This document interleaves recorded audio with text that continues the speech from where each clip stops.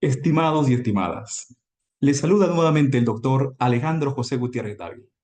En esta ocasión, para conmemorar un evento histórico muy importante, el tercer centenario del nacimiento del gran filósofo Immanuel Kant. Este 22 de abril del año 2024 se cumple el tricentenario del nacimiento del más grande filósofo del Occidente, Immanuel Kant, un filósofo que tiene una importancia tan inconmensurable en la historia de la filosofía moderna que constituye un antes y un después en la construcción de la filosofía como ciencia moderna. Tanto entre sus seguidores como entre sus críticos se le reconoce y se le atribuye a este gran pensador la construcción de la ciencia moderna de la filosofía, como una gran ciencia autónoma. En ese sentido, este video es de mucha importancia porque vamos a explicar algunos de los postulados más importantes y de los grandes aportes de este gran filósofo Immanuel Kant, no solamente para la filosofía general, sino para la filosofía moral, la filosofía política y la filosofía del derecho. Pues bien, iniciamos con este gran video con la conmemoración del tercer centenario del gran filósofo de Königsberg, Immanuel Kant. Pero antes de iniciar con este video, les recuerdo que se suscriban a mi canal Filosofía del Derecho, Dr. Alejandro Gutiérrez, y denle pulgar arriba para seguir recibiendo notificaciones sobre este y otros temas relacionados de mucho interés. Sin más, entonces iniciamos. El gran filósofo de Königsberg, Immanuel Kant, nace en la ciudad de Königsberg el 22 de abril de 1724. Exactamente, estamos a punto de cumplir el tercer centenario del nacimiento de Immanuel Kant. Königsberg, que era una ciudad que formaba parte de la antigua Prusia y que hoy se encuentra dentro de un enclave ruso conocido como Kaliningrado, pero en aquel entonces era parte de Prusia, la Alemania antigua. Este gran filósofo viene, como les dije anteriormente, a constituir un antes y un después en la historia de la filosofía, pero también en la historia del derecho y de la moral y del Estado mismo de derecho. Pues bien, ¿quién es este gran filósofo? Este gran filósofo, nacido en Prusia el 22 de abril de 1724, se encontró ante dos grandes propuestas filosóficas, dos grandes movimientos filosóficos que desde la antigüedad se habían ido construyendo de forma paralela. El aristotelismo y el platonismo, dos visiones de la realidad. Por un lado, la visión platónica de los universalismos y por el otro lado, la visión aristotélica con una concepción moderada de la realidad entre los universalismos y los nominalismos. La visión aristotélica y la visión platónica. Muy importante. Esta gran división llega evolucionando a través de muchas etapas de la historia y en la época de la Ilustración se producen dos grandes movimientos filosóficos. Tenemos por un lado el racionalismo continental francés y por el otro lado el empirismo insular inglés. Dos formas de comprender y entender la realidad. Por el lado del empirismo inglés, no se le da demasiada importancia al uso del pensamiento y la razón. Son realistas empíricos. ¿Esto qué quiere decir? Que la realidad es tal cual se nos presenta sin que tenga mucha importancia la intervención del ser humano. La realidad no se rige por el pensamiento y por las facultades racionales del ser humano, sino que la realidad existe independientemente del ser humano que la observa y se comprueba a través de la pura experiencia, de la pura experiencia empírica, a través de los hechos, no a través de la razón. Uno de los grandes representantes del empirismo insular inglés es David Hume. Por el otro lado, tenemos ese racionalismo continental francés, siendo su principal representante René Descartes, en donde sí se le da una importancia mayor a la intervención del ser humano. La realidad es determinada por el ser humano a través de su pensamiento. De tal cuenta que la práctica empírica es sometida a la facultad de la razón y al ejercicio del raciocinio para determinar qué es la realidad, tal y como lo establece en su propio aforismo René Descartes: primero pienso, luego existo. René Descartes venía de un sistema medieval de dogmas en los que se imponía la verdad sin dar lugar al cuestionamiento racional. Y por eso es que René Descartes dice: yo dudo de todo. De todas las verdades impuestas, dudo de todo. Y lo único que no dudo es de mi duda, porque aquí la siento. Y si dudo es porque pienso, y si pienso, luego existo. El pensamiento humano viene a ser determinante para establecer qué es la realidad. Es el racionalismo ilustrado continental. Frente a estas dos grandes visiones aparece el gran filósofo Immanuel Kant, influido por los racionalistas, por los idealistas, como uno de sus mentores, Gottfried Leibniz, y por este gran racionalista continental, René Descartes. Sin embargo, él se pone a estudiar el empirismo inglés y estudia a David Hume y ve las dos propuestas, herederas de dos grandes movimientos, el platonismo y el aristotelismo. El platonismo, donde se le da prioridad a las ideas y a la determinación de la verdad por medio de la idea, y el aristotelismo, donde la prioridad se le da a la realidad tal cual. Muy importante, el realismo aristotélico versus un realismo y exagerado de Platón. Frente a estas dos grandes visiones, Immanuel Kant ve una necesidad de hacer una, un método para comprender esta realidad, al que le va a llamar la crítica. La crítica. Y entonces, a través de la crítica, va a establecer la necesidad de entender la realidad. Y entonces Immanuel Kant trata la manera de conciliar de una forma filosófica, metodológica, científica y lógica las diferencias fundamentales entre el empirismo y el racionalismo. Y se da cuenta entonces que en la realidad existen dos áreas de conocimiento: las cosas materiales y las ideas puras. Hay dos áreas de conocimiento: las cosas materiales y las ideas puras. Las cosas materiales, dice Immanuel Kant a través de su crítica a la razón pura, que deben estudiarse ejerciendo el raciocinio, pero en una combinación con el método experimental.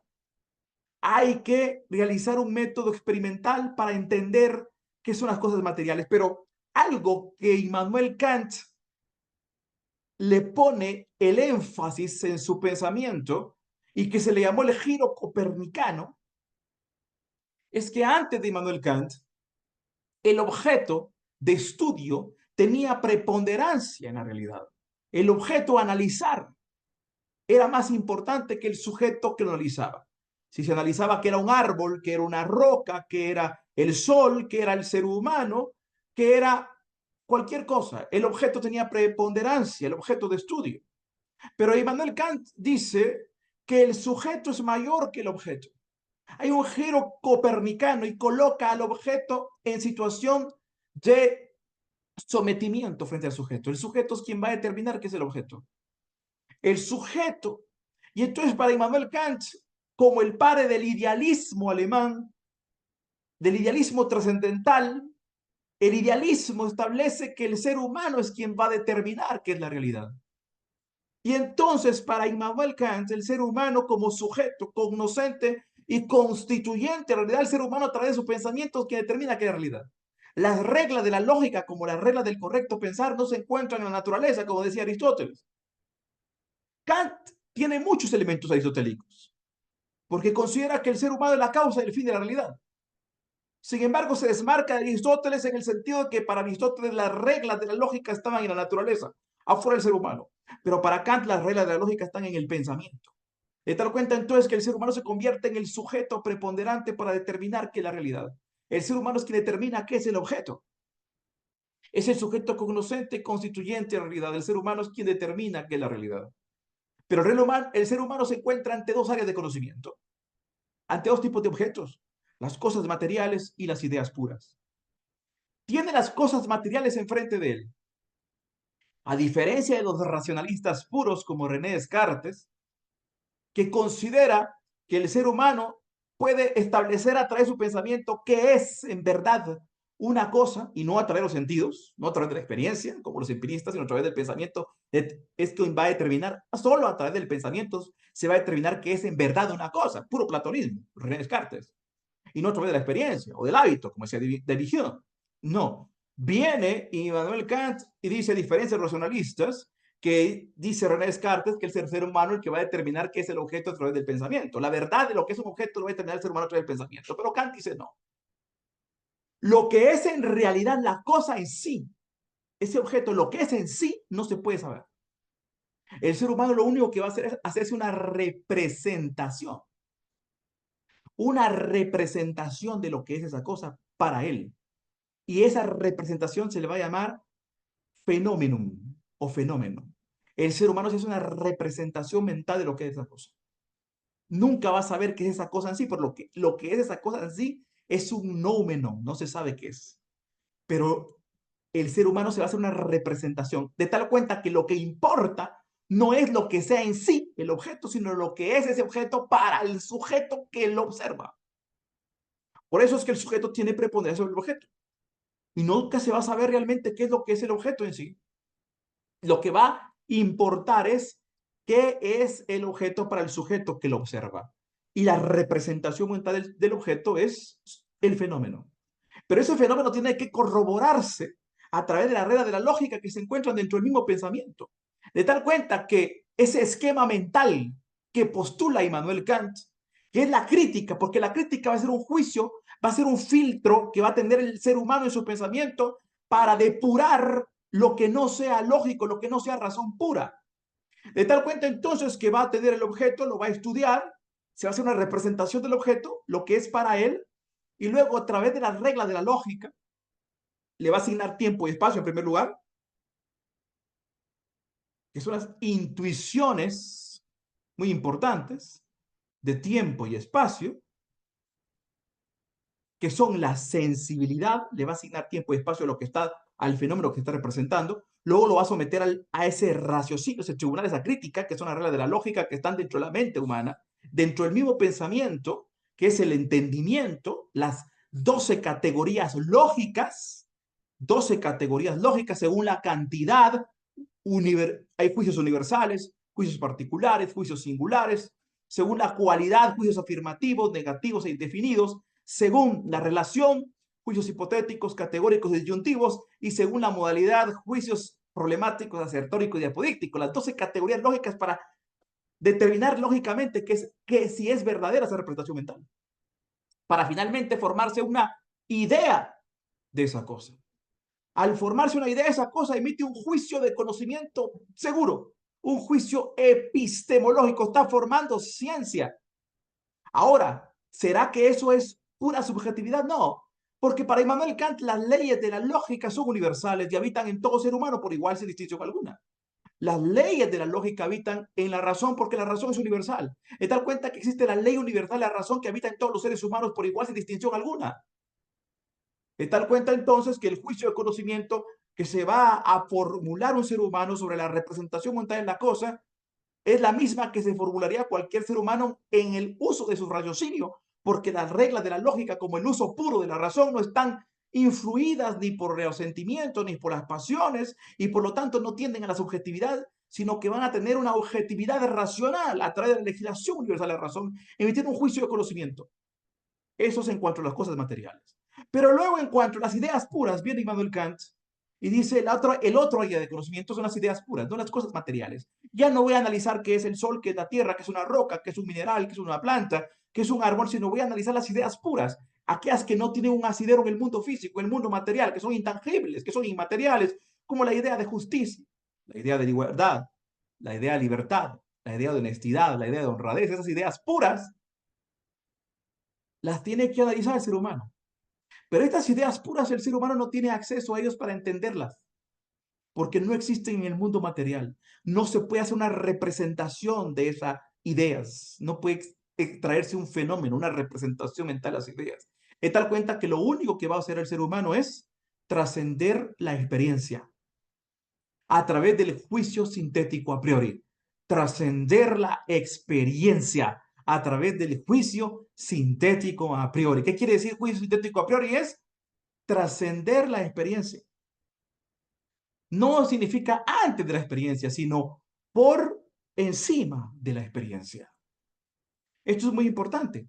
La idea no se puede experimentar porque la idea no es una cosa material, es inmaterial.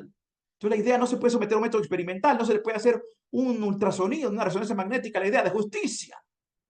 Es dar cuenta que lo único que puede hacer el ser humano a través de su raciocinio es trascender la experiencia, por eso se le llama idealismo trascendental, hacer como que existe la idea en el mundo material, en el mundo real, hacer como que existe porque no tiene acceso a la idea, presuponer su existencia a través de lo que algo que le llama Immanuel Kant fe racional o lógica trascendental. La idea de justicia, la idea de libertad, la idea de derecho, la idea de equidad, hago como que existen, presupongo su existencia. Hay una presuposición de la existencia. Y sobre esa presuposición de la existencia, entonces le aplico las reglas de la lógica como que estuviera analizando una cosa material, pero trascendiendo la experiencia. Una experiencia fuera de la experiencia. De tal cuenta que estas ideas puras, ideas de justicia, libertad, igualdad, honradez, se fundamentan en las tres grandes ideas puras fundamentales. La idea de Dios, la idea de libertad en el mundo y la idea de inmortalidad del alma. Esas tres grandes ideas son las principales y tengo que presuponer su existencia para fundamentar todo un conocimiento que está más allá de lo físico. Todo lo material es lo físico, pero todo lo inmaterial que está más allá de lo físico sería lo metafísico. Pero como en la Edad Media había una metafísica dogmática, especulativa, sin el uso de la razón, Immanuel Kant trata de establecer una metafísica racional, una metafísica crítica.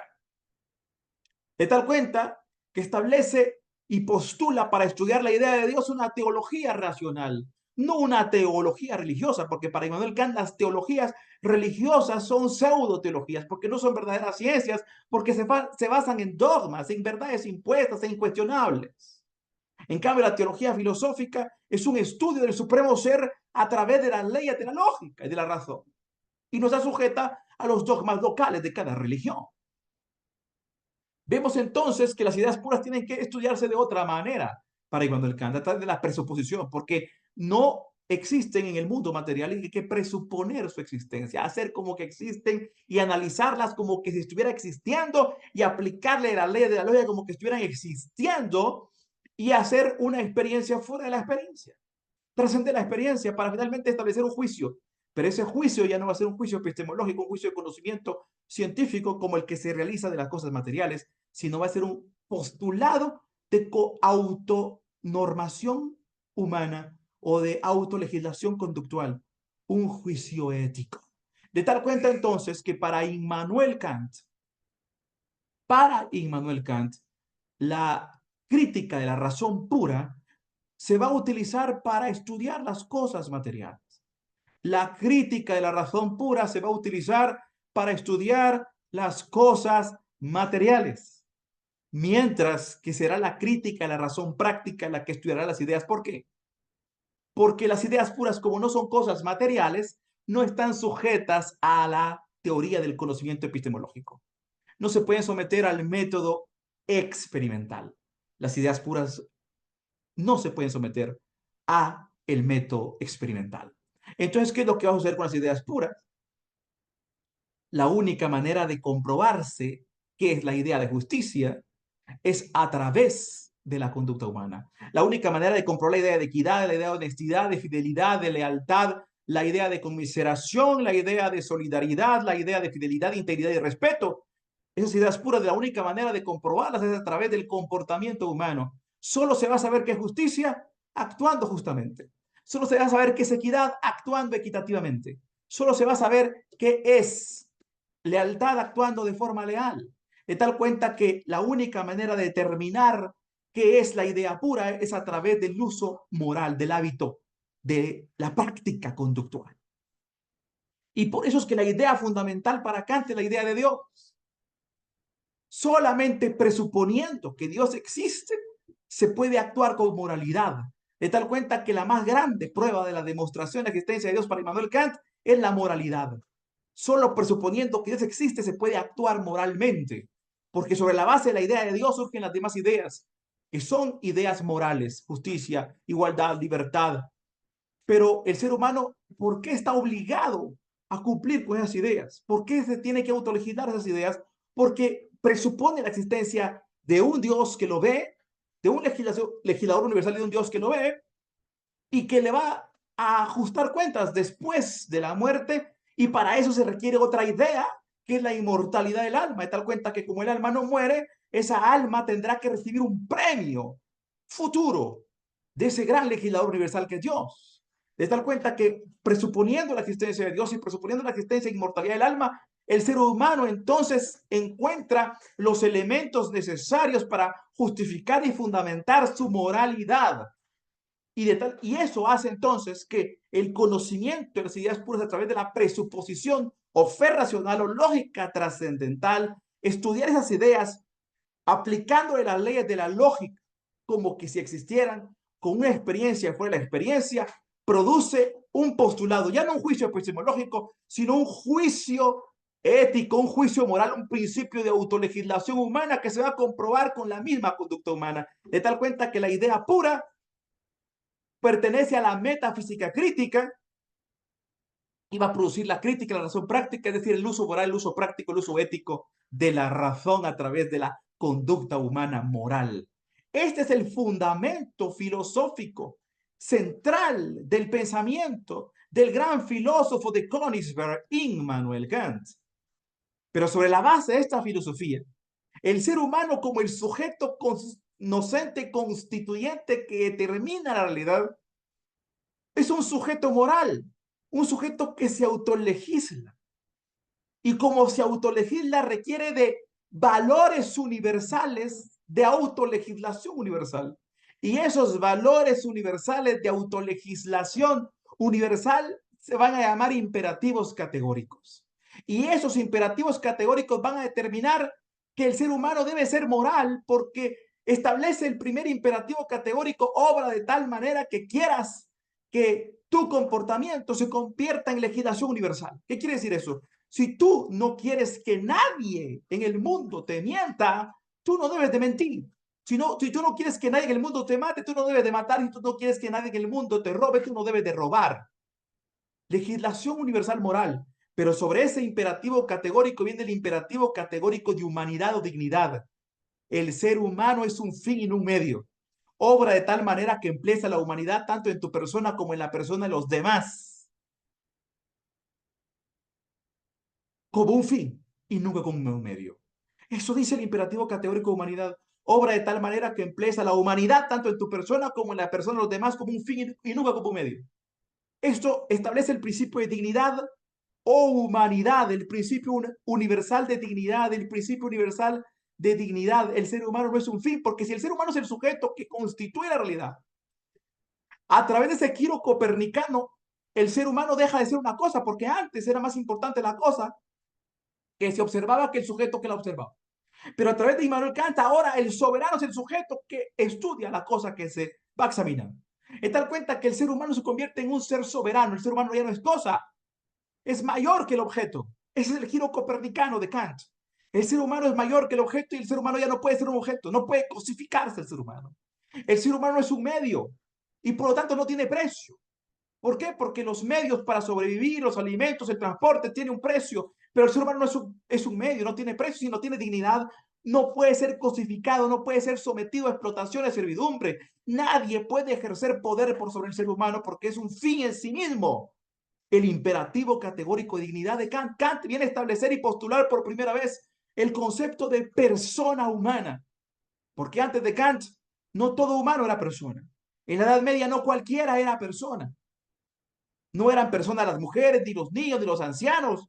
ni los extranjeros, ni los minusválidos, ni los discapacitados, no eran personas. Pero para Immanuel Kant, el concepto de persona humana quiere decir que todo ser humano es persona, todo ser humano es sujeto cognoscente, constituyente de realidad y por lo tanto un sujeto que se autonorma, que se autolegisla moralmente y por lo tanto es un sujeto de derechos, es una persona plena. Todo ser humano es persona, todo ser humano es un fin. Ningún ser humano puede ser sometido, nadie puede ejercer poder sobre otro ser humano.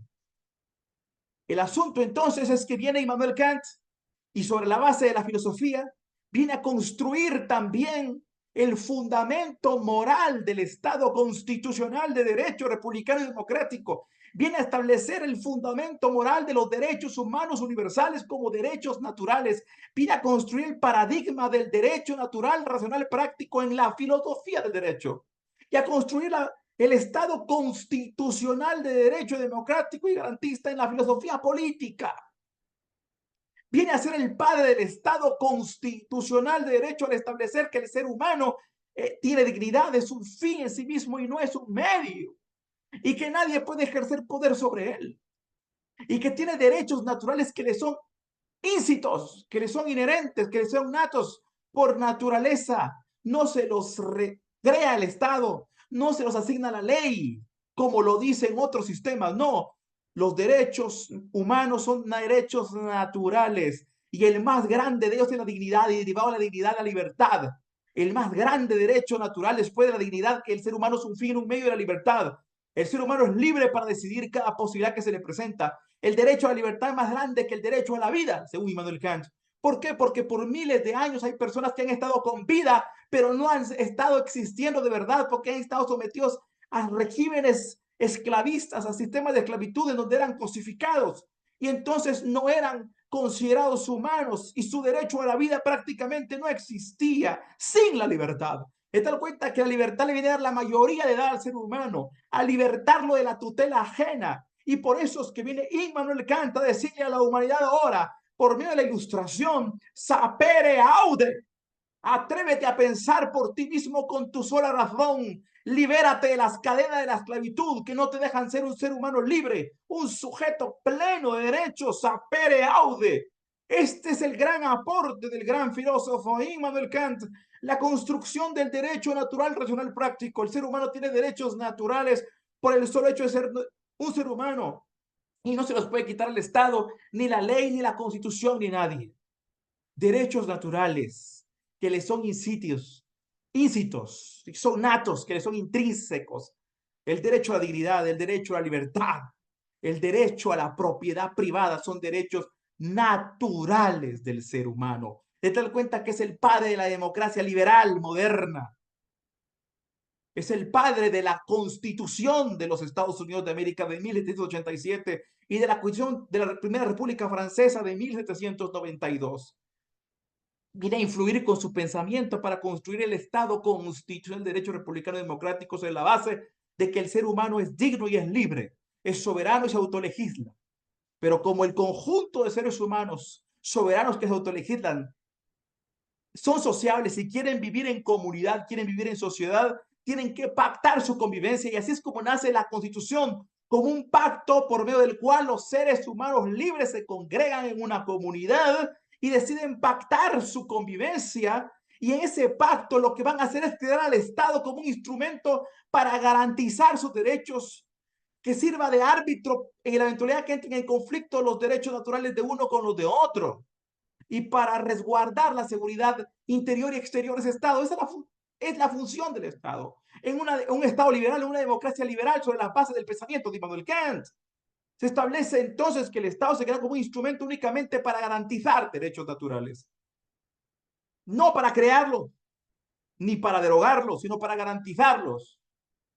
Para servir de árbitro en la eventualidad que entren en pugna los derechos de uno y otro y resguardarlo mediante una defensa de su seguridad exterior de esa comunidad. Pero los derechos naturales de las personas están por encima del Estado.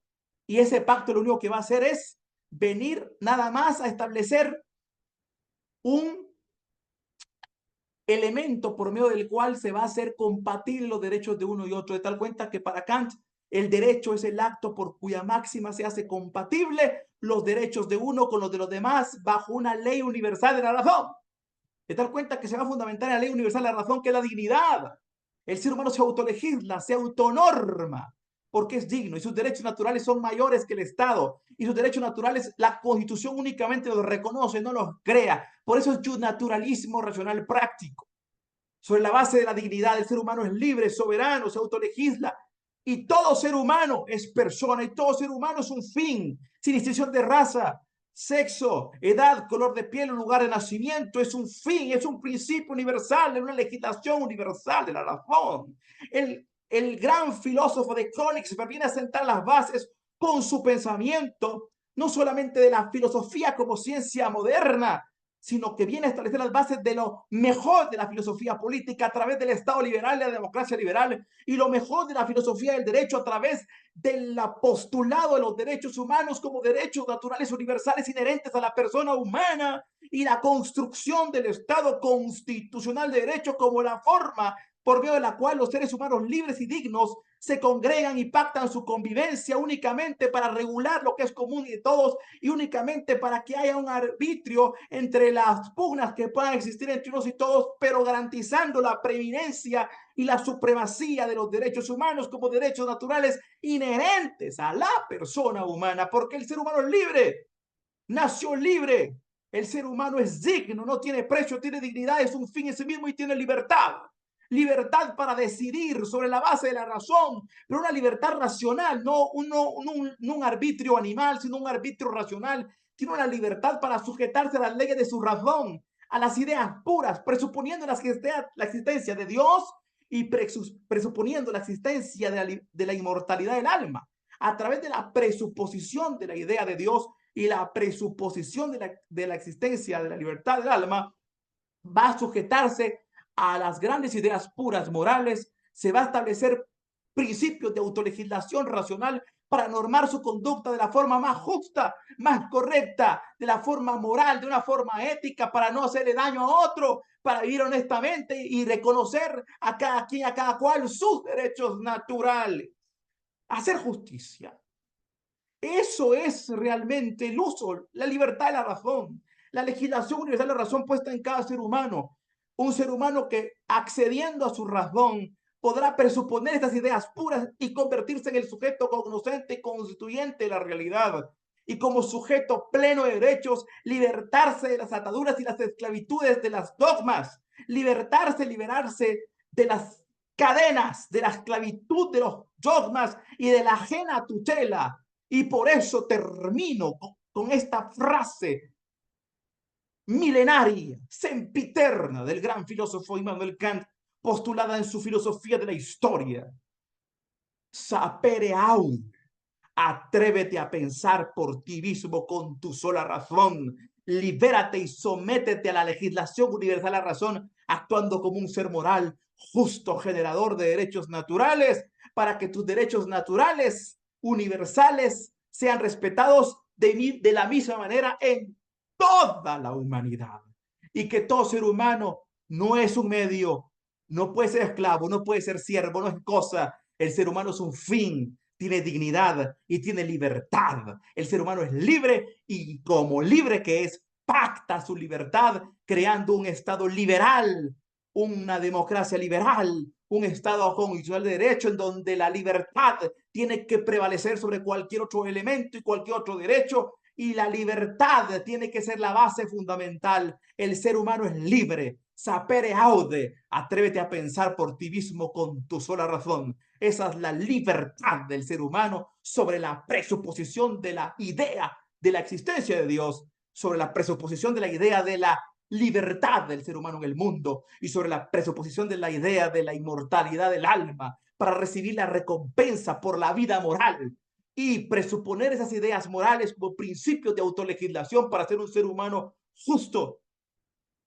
y reconocer esa simetría universal de justicia en todos los seres humanos por igual.